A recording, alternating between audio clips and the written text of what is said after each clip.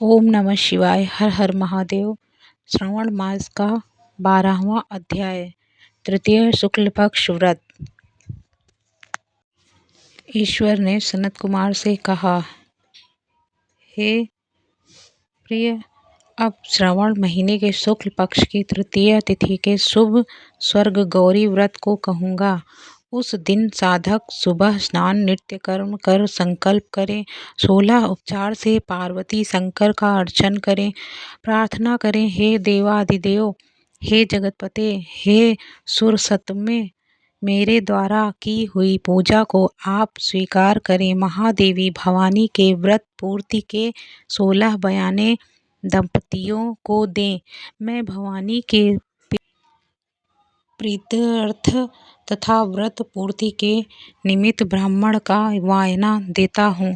चावल पिसान से निर्मित 16 युक्त कर सप्तनीक 16 ब्राह्मणों को बुलाकर कहें, मैं व्रत की संपूर्णता फल प्राप्त्यर्थ के लिए देता हूँ। अलंकार आदि से संपन्न पतिव्रत धर्म युक्त शोभन सुवासिनी इसे स्वीकार करें। इस प्रकार 16 साल, 8 साल, 4 या 1 कमल व्रत कर उसी समय उद्यापन करें। यो अर्चन की समाप्ति पर कथा श्रवण करें।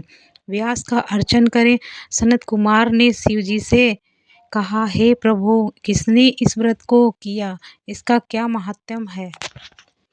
उद्यापन इसका कैसे होगा? आप यह सब मुझसे कहें। ईश्वर ने कहा, हे सनत कुमार, पूर्व समय में सरस्वती नदी के किनारे सुविला नाम प्रसिद्ध महानगरी थी। उसमें कुबेर के तुल्य चंद्रप्रभ नाम वाला राजा था। उसके रूप तथा लावण्य से युक्त सौंदर्य, मुस्कान युक्त मनोहर कमल सदृश नेत्र वाली महादेवी और दूसरी विशाल नाम वाली 2 रानियां थीं। उनमें से राजा चंद्रप्रभा को ज्येष्ठ महादेवी रानी अधिक प्रिय थी। एक दिन राजा शिकार की कामना से वन में गया। वहां सिंह, सरदूल, 12 अरना, भैंसा, हाथी का शिकार कर व्यास से दुखी होकर राजा उस बड़े वन में घूमने लगा। राजा ने अप्सराओं को तालाब में देख उसके किनारे पर जाकर उस तालाब का उत्तम जल पान किया। अप्सरागणों को भक्ति युक्त गौरी का अर्चन करते देखा। उन अप्सरागणों से कमल नेत्र वाले राजा ने पूछा, आप यह क्या कर रही हैं? वे बोली, हे नृपोत्तम, हम स्वर्ग गौरी का व्रत करती हैं। राजा ने कहा, हे देवियों, इसकी विधि तथा इसका फल भी आप विस्तार युक्त मुझसे कहें। उन स्त्रियों ने कहा, हे राजन, श्रवण शुक्ल तीज के दिन स्वर्ण गौरी नाम का यह व्रत किया जाता है। इसमें परम प्रसन्नता तथा भक्ति द्वारा पार्वती और शंकर जी का पूजन किया जाता है।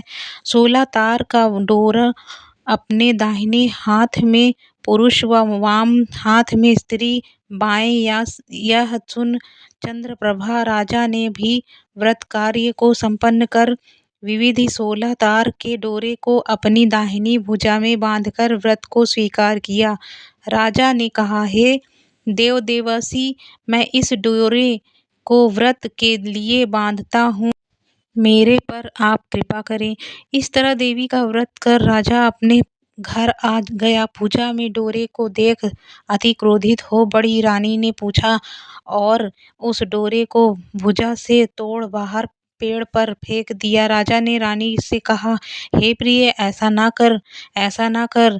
यो मना करने पर भी रानी नहीं मानी। वह सूखा पेड़ उस डोरे के स्पर्श से हरे पत्तों से संपन्न हो गया। इस बात को छोटी रानी ने देखा। आश्चर्य युक्त हो उस बड़े पेड़ के टूटे डोरे को अपनी बाईं भुजा में बांधा। उस रोज से, उस महीने के महात्म्य मात्र से वह छोटी रानी राजा को सर्वाधिक प्रिय हो गई। इधर ज्येष्ठ रानी व्रत का अपमान करने मात्र से राजा द्वारा परित्यक्त तथा दुखी हो वन में चली गई। वहां महादेवी का चित्त से ध्यान कर पवित्र मुनियों के स्थान में कहीं कहीं निवास किया। पर श्रेष्ठ मुनियों ने उसे देखकर कहा, अरे पिशाचिनी चली जा। वह तीर्थ स्कृत तथा दुखी रानी घोर जंगल में घूमती हुई एक जगह बैठ गई।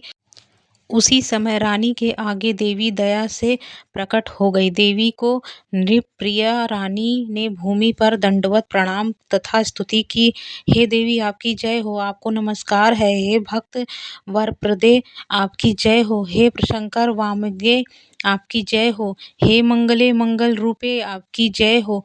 यो भक्ति के द्वारा देवी से वर प्राप्त कर गौरी अर्चन तथा व्रत किया। व्रत के प्रभाव से राजा उस बड़ी रानी को अपने घर ले आया। देवी के वर प्रसाद से उसने सब इच्छाओं को प्राप्त कर लिया। इस तरह दोनों रानियों सहित राजा संपूर्ण राज्य का उपभोग कर समृद्धशाली हो गया। अंत में दोनों पत्नियों के सहित राजा शिवलोक चला गया। हर हर महादेव। ओम नमः शिवाय।